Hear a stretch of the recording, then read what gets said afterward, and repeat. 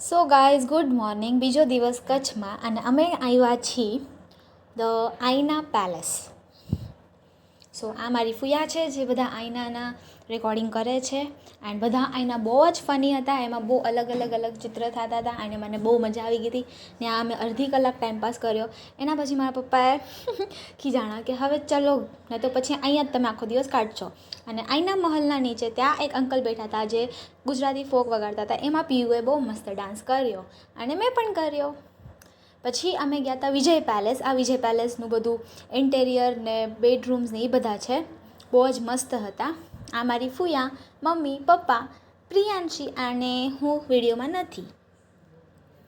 મારી ફુયા મને લેવાની કોશિશ કરે છે બટ હું ખુશ થઈને ઠેકડા મારું છું. એના પછી અમે ગયા હતા માંડવી બીચ. એમાં મેં બહુ જ મજા કરી, મને બહુ જ મજા આવી એન્ડ થેન્ક યુ પપ્પા મને લઈ જવા માટે. બાય.